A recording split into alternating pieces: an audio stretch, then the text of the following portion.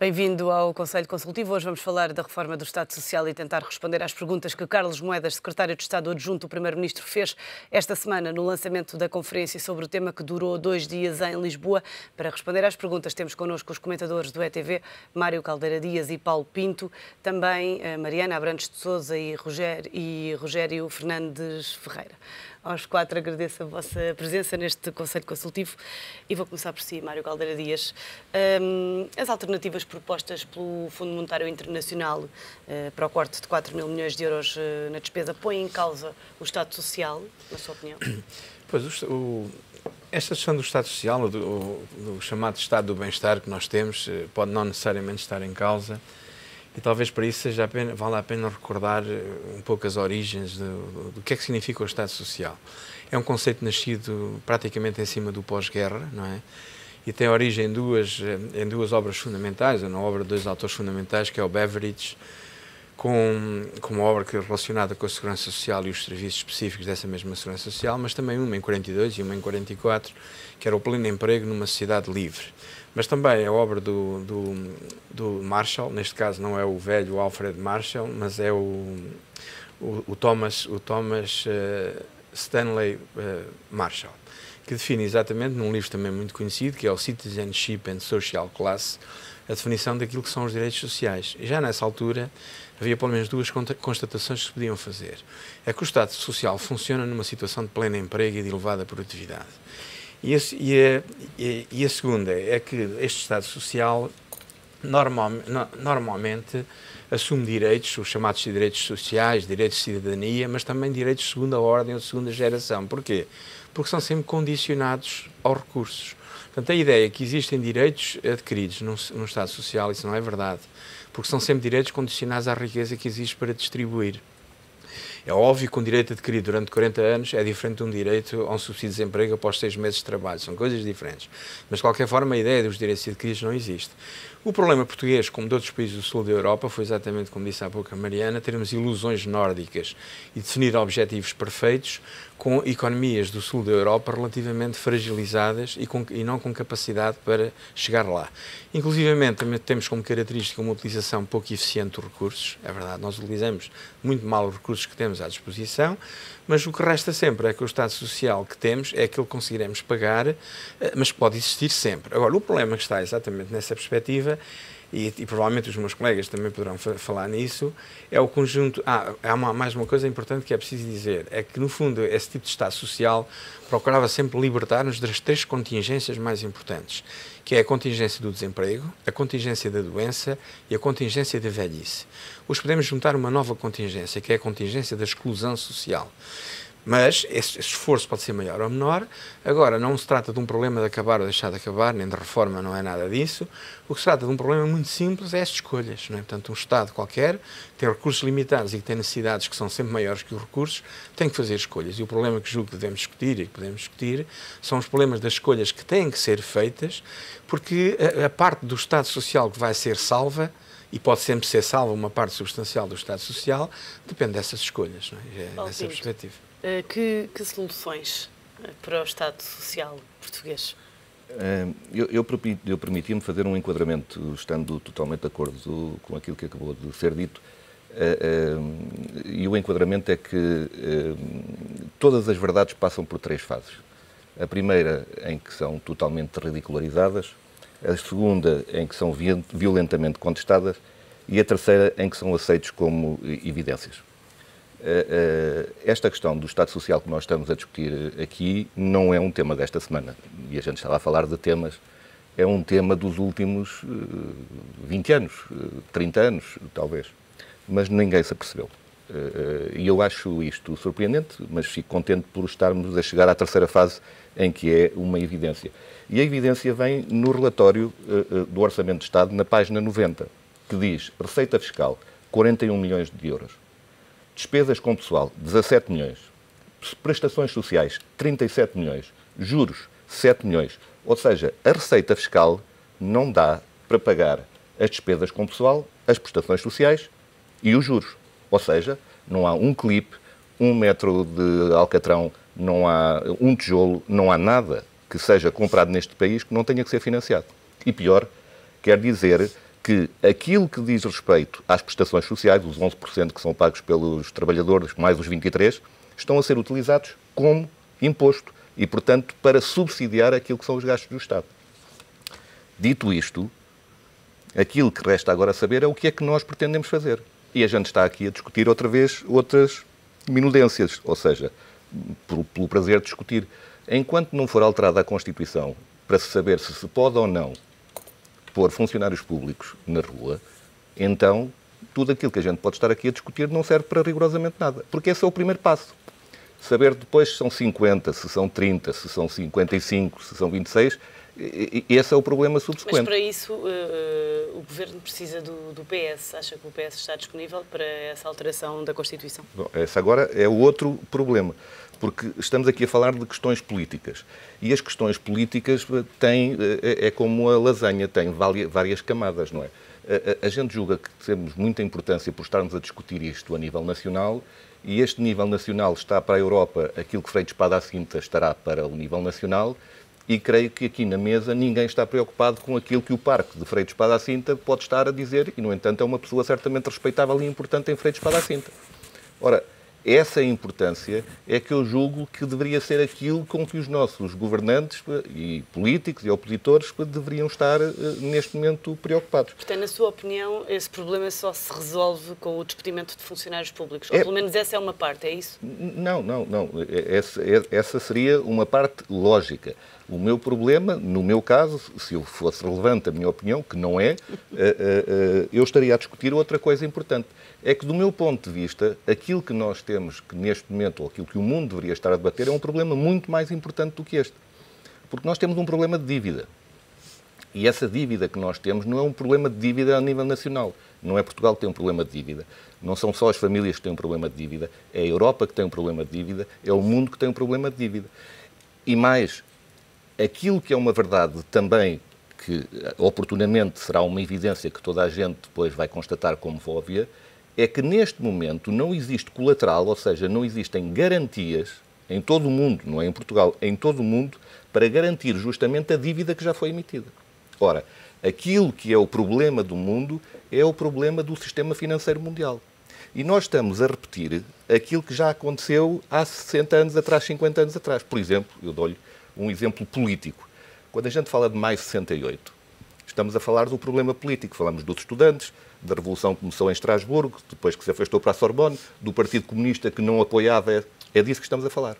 Na realidade, o problema de maio de 68 é um problema da transferência do padrão ouro para o padrão confiança. Ou seja, em 68, a Revolução de 68 foi instigada pelos americanos e pelos ingleses, porque era necessário para eliminar o Sr. de Gaulle, que na altura fazia apologia do regresso a um padrão ouro, e em 1971, 3 anos depois, a gente abandona o padrão ouro. Neste momento, nós estamos exatamente no mesmo beco. Ou seja, estamos a discutir o problema da Grécia, que representa 1% do PIB mundial. Estamos a discutir o problema de Portugal, ou 2%. Estamos a discutir o problema de Portugal, que representa 1% do PIB mundial. Ou seja, estamos a discutir 3% do PIB mundial, 3%, menos de 3%, quando nós, todos os dias aqui, temos aumentos de 20%, de 30%, de 40%, e não são problemas para nós. Portanto, logicamente, pela mesma escala, 3% do PIB mundial não devia ser um problema para o mundo.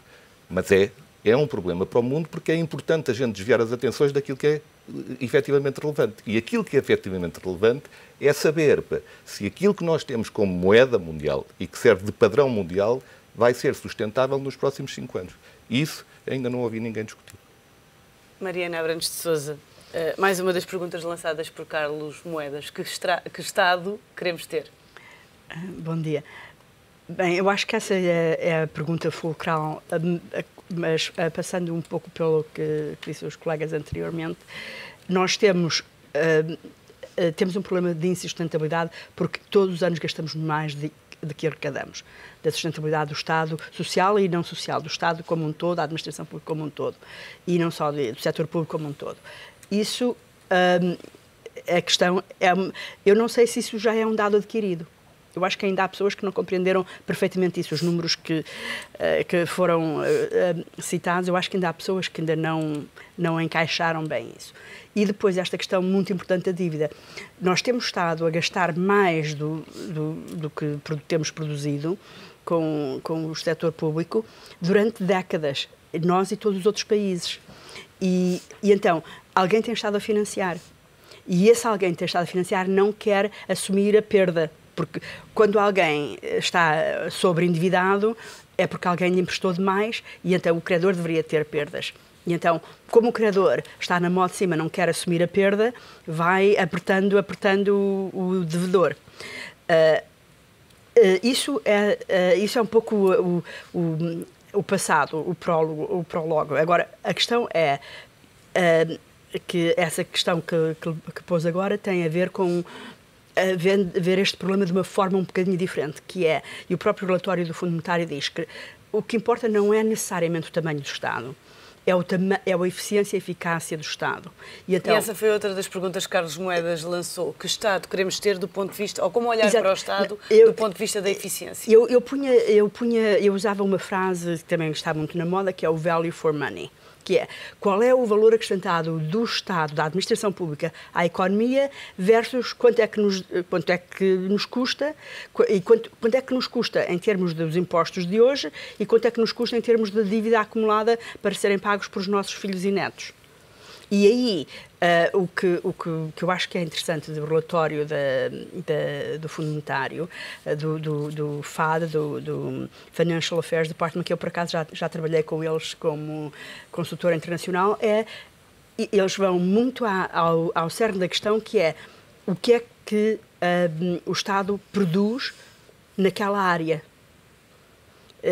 Nós, na educação, qualquer um de nós pagaria a educação mais cara se tivéssemos ótimos resultados. Não temos. Nós gastamos proporcionalmente o mesmo que a Finlândia. A Finlândia está no topo das tabelas, nós estamos no fundo das tabelas. Agora, se há um professor em Portugal que não assume esse repto, esse desafio, isso é aceitável? É aceitável que nós consistentemente estemos a pagar gato e a receber gato por lebre? É isso que está em causa. E eu acho que é essa questão que quando se discute as discussões que têm havido no jornal, essa é uma das questões que deveria ser prioritária mas que quer dizer, a discussão normalmente passa ao lado dessa questão. Rogério Fernandes Ferreira, que no curto prazo, que Estado é que poderemos ter? Bom, a questão tem-se centrado muito na questão da reforma do Estado Social. Queremos aqui um adjetivo, no fundo, para diminuir um bocado o âmbito do problema. O problema não é só do Estado Social, portanto, eu também não queria centrar a crítica ao Estado Social, porque acho que o Estado tem que ser reformado independentemente do problema das prestações sociais. Portanto, gostava de começar por delimitar um pouco o âmbito do problema, que acho que devia ser muito mais amplo do que aquele que existe. Agora, acho que é evidente que nesta perspectiva mais ampla, acho que o Estado tem que começar a ser muito mais regulador e muito menos prestador. Não quer dizer que eu concorde com isso ou que eu deseje isso, mas quer dizer, é uma inevitabilidade que os números exigem que haja uma mudança que vai exatamente neste sentido. Quer dizer, o Estado tem que reduzir os custos de contexto, e os custos de contexto, que são muito mais elevados para as pequenas e médias empresas do que, aliás, para as grandes empresas, passam por o Estado deixar de estar por cima da economia e deixar, digamos que, apesar de tudo, as empresas possam funcionar com relativa liberdade e com custos de contexto muito mais reduzidos do que aqueles que existem hoje em Portugal. Portanto, acho que a grande reforma passa por esta nova atitude.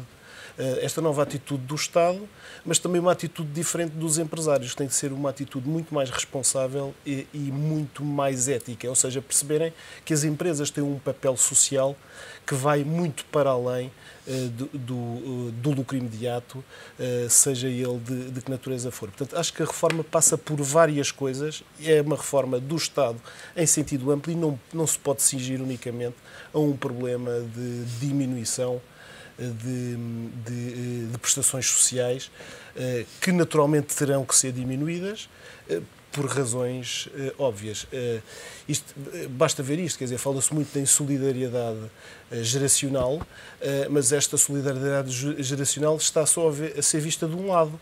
Não é? Está só a ser vista do lado dos mais velhos e não do lado dos mais novos. Quer dizer, não faz muito sentido que se mantenham pensões tão elevadas cujas contribuições provenham das pessoas que no futuro também quererão essas pensões. Portanto, há aqui uma atitude nova, eu diria, que terá que vir também da sociedade civil, dos cidadãos, mas também, obviamente, também do Estado. Mário, há medidas propostas pelo FMI que não devem ser tomadas. Ouvíamos hoje Christine Lagarde a dizer que não têm que ser necessariamente aquelas e que podem ser outras, mais em linha com a realidade portuguesa. E claro que podem, até porque também pode não ser muito correto definir todas estas questões do Estado Social numa perspectiva de dívida e de curto prazo. Porque o problema das escolhas tem que ser necessariamente feitas numa perspectiva de longo prazo e mesmo aquilo que responde também a esse papel, que no fundo aquilo também é uma cartilha, é preciso ver isso, não é? E que é um pronto a vestir, não é? Mas de qualquer forma nós depois, na nossa realidade, temos de saber responder a essas perguntas que podemos fazer mesmo no médio e longo prazo. As Forças Armadas são excessivas ou os funcionários são excessivos, são ou não são, depende das missões e das funções que tiverem que desempenhar. Muitas destas áreas, como a saúde e a educação, devem ser públicas. Sendo públicas, há muitos ganhos de eficiência a fazer, claro que há. E deve ser gratuito ou as pessoas devem pagar à medida das suas posses? Que é que lhe parece? Ou são privadas? São privadas, põe-se o problema dos reguladores. A regulação funciona em Portugal? Elas são de facto independentes ou estão muito relacionadas com os grupos de pressão? Também podem ser. Os serviços de interesse económico geral podem ser privatizados, são rentáveis, ou o Estado, em vez de se ver livre do seu custo, vai inclusivamente acarretar responsabilidades maiores no futuro, como tem acontecido. Até porque é preciso ver que muitas destas... mesmo na segurança social, qual é o carro vassoura? Porque todos estes sistemas, mesmo de privatização, têm que ter sempre um carro vassoura. Isto é, qual é aquele mínimo abaixo do qual ninguém deve escapar, não é? Ou pelo menos ninguém deve ir. Mas mesmo quando em muitos dos serviços põem-se questões muito diferentes, por exemplo, os serviços económicos de interesse geral, como a Carris, o metro e essas coisas todas. É preciso ver quando um privado também toma conta destas coisas, não é? Não excluindo a tal relação, às vezes forte, que existe entre os privados e as próprias agentes reguladoras, é preciso ter em conta que quando uma entidade dessas toma conta de um serviço destes, só há 2 ou 3 hipóteses, que não são muitas. Primeiro, o aumento de produtividade é tão grande que permite fazer melhor e ganhar dinheiro, não é? Se não for assim, como é que se ganha dinheiro? Diminuindo custos, ou aumentando preços, ou selecionando os beneficiários. Há muitos casos conhecidos na saúde em que, por exemplo, todos os beneficiários com doenças graves são excluídos do processo. Ou muita da relação dessa entidade de saúde com esse beneficiário é adiada, muitas vezes até ao morrer, não é? Isso acontece, há histórias dessas que são relativamente verdadeiras. Portanto, esse tipo de questões e esse modelo de relação... é que aconselhava, por exemplo? Que tipo de seleção é que aconselhava de beneficiários? Não, uma entidade da saúde não tem que fazer seleção de beneficiários de acordo com os custos do beneficiário, quer dizer, tem que cumprir a sua obrigação e a sua responsabilidade. E as entidades reguladoras servem exatamente para, perante queixas concretas e situações concretas, atuarem e reporem. Uma entidade da saúde tem que receber toda a gente que esteja doente, quer dizer, seja em que condições for. Porque há de nós, mas isso já acontece noutros países, e muito mais desenvolvidos do que nós, em que se não tiver seguro de saúde ou se tiver uma doença grave, a sua hipótese de resolver o seu problema é muito mais reduzida do que se a sua doença for uma doença ligeira. E mesmo hoje em Portugal já vão acontecendo alguns casos de operações que são feitas sem dever ser feitas, coisas desse tipo, portanto, aumentando os preços e aumentando os lucros. Portanto, a lógica direta e muito próxima entre o lucro e um certo tipo de serviços públicos pode ser uma lógica perigosa se não for bem acautelada, mas pode ser acautelada. Mas, como disse, todo esse tipo de questões têm que ser respondidas primeiro para depois avaliar a dimensão do Estado Social, mas claro que há um limite máximo sempre, que é o Estado Social que podemos conseguir pagar, porque só se pode distribuir a riqueza que existe, não é? Embora o o conjunto das aplicações tinha que ser igual ao conjunto de recursos, a forma como as parcelas dos recursos e as parcelas das aplicações são equacionadas, vistas e são hierarquizadas em prioridades pode ser muito diferente consoante as tais opções que forem tomadas. Paulo, há pouco falava de funcionários do Estado, nomeadamente portanto, funcionários públicos, e falava-se aqui também de professores, portanto, calculo que defenda que se devem definir funcionários do Estado. Em relação às funções do Estado? Não, isso seria a resposta fácil. O problema é que nós não vamos poder resolver em 5 minutos aquilo que é um problema geracional. É um problema geracional, é um problema de sociedade, é um problema de democracia, é um problema de religião. Repare que hoje temos uma das pessoas eventualmente mais religiosas, se assim se puder chamar, que vem nas primeiras páginas dos jornais a ganhar 160 mil ou 165 mil euros de pensões. Portanto, tem a ver com a religião. Tem a ver com toda uma série de fatores que as pessoas eventualmente ainda não estarão preparadas para discutir. Eu ia só recordar alguns factos. Do meu ponto de vista, isto não é politicamente correto. A gente pode discutir aquilo que quiser do Estado Social, mas não vai haver Estado Social. Essa é a realidade. E seria bom que as pessoas partissem desse princípio. Ou seja, partir do princípio que se hoje não houvesse Estado Social e quiséssemos criar um Estado Social, como é que deveríamos fazer? Esse é que seria o ponto de partida correto. Porque estar a tentar pôr pensos rápidos numa fuga de gás que está na iminência de explodir não vai resolver o problema por muitos pensos rápidos que a gente tenha à mão. Se não se discutir o problema desta forma, aquilo que nós andamos a fazer foi aquilo que já aqui se referiu. É pensarmos nas pessoas de hoje, esquecendo as pessoas da amanhã. Aliás, no fundo, é aquilo que a política está a fazer, não é? A política defende os interesses das pessoas que estão hoje, das empresas que estão hoje, porque não são as pessoas da amanhã que vão votar, nem são as empresas da amanhã que vão contribuir nos partidos de hoje. E esta discussão é muito mais profunda do que aquilo que nós vemos todos os dias nas primeiras páginas dos jornais, que é, a gente discute hoje aquilo que aconteceu ontem. Mas não estamos a medir a profundidade, ou seja, neste caso, não estamos nem tão pouco a discutir a árvore. Estamos a discutir a folha da árvore, que é aquilo que menos interessa na floresta. E a floresta em que nós estamos inseridos são factos que são absolutamente reais. É que nos dias de hoje não tem, a população não está ligada como em 1929, em pelo menos 25% ou 30% ligada à terra, ou seja, não estando ligada à terra as pessoas não têm meios para sobreviver e as contas chegam todos os dias. Portanto, quando em Espanha, que tem neste momento 26% de desempregado, que é o mesmo nível que existia na Grande Depressão de 1929 nos Estados Unidos, e as pessoas têm que pagar a luz, têm que pagar a renda da casa, têm que pagar a eletricidade, têm que pagar a escola, têm que pagar tudo aquilo que necessitam para sobreviver, alguém tem que providenciar para essas pessoas. Este é um problema de sociedade. As pessoas podem estar de acordo ou não estar de acordo. Eu não estou de acordo que se esteja a discutir hoje a pergunta que acabou de me fazer em relação aos funcionários públicos, quando esta pergunta devia ter sido discutida há 10 anos atrás. Há 10 anos atrás, eventualmente, poderíamos ter feito alguma coisa. Hoje é totalmente inútil estar a discutir porque não vai acontecer nada. Ou seja, não vamos solucionar nada. Podem ir 200 mil funcionários públicos embora, que não vai resolver o problema do país. Uma pergunta para cada um, para terminarmos. Como melhorar o sistema de pensões, Mariana? De pensões.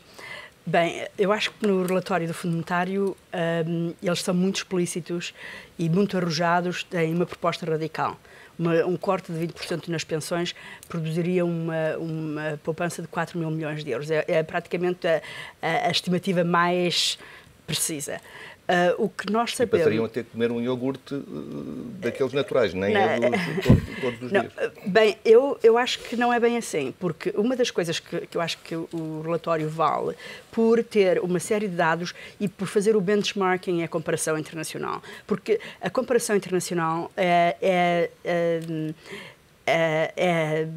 incontornável. Nós estamos em permanente concorrência e, de facto, nós temos, e o relatório é bastante claro, que nós temos uma situação de polarização nas pensões. Temos muitas pessoas com pensões muito baixas e em risco de pobreza, E depois temos bastantes pensões, bastante altas, com substituição a 100% do último salário, nem é do salário médio. E isso tem que ser cortado, e isso vai ser cortado de certeza. Rogério, como melhorar as prestações sociais? Bom, para se melhorar nas prestações sociais é preciso haver recursos para que elas possam ser melhoradas. Portanto, eu atacava por essa via, não é? Atacava por essa via. E, portanto, isto leva-me, se calhar, a dizer outra coisa. Há bocadinho falei na questão de não reduzirmos o problema ao Estado Social. Agora gostava também de não reduzir o problema ao Estado da Administração Central. Gostava que houvesse, de facto, aqui também um contributo de solidariedade por parte de outros setores, eu estou a pensar designadamente do regional, do autárquico e do empresarial público, que tem aqui um papel fundamental, de facto, a dar. Quando se fala nos 4.000 milhões, faz-nos um pouco impressão fazer uma comparação com o resgate da Madeira que surgiu aqui há pouco tempo, que se falou em 2.000 milhões, com uma dívida pública regional de 6.000 milhões, com esta questão do Banif dos 1.000 milhões. Portanto, quer dizer, se nós fizermos a soma destes números, os 4.000 milhões são uma ninharia e são um problema de sumenos para resolver no imediato. Portanto, há aqui, digamos, comparações que às vezes é preciso fazer para termos a noção que o problema não é só um problema do Estado Social, é um problema muito mais amplo do que o Estado Social ou do que o Estado da Administração Central. Rogério Fernandes Ferreira, Mariana Abrantes de Sousa, Paulo Pinto, Mário Caldeira Dias, muito obrigada pela vossa presença neste Conselho Consultivo e pelos vossos esclarecimentos. O Conselho Consultivo está de regresso na segunda-feira.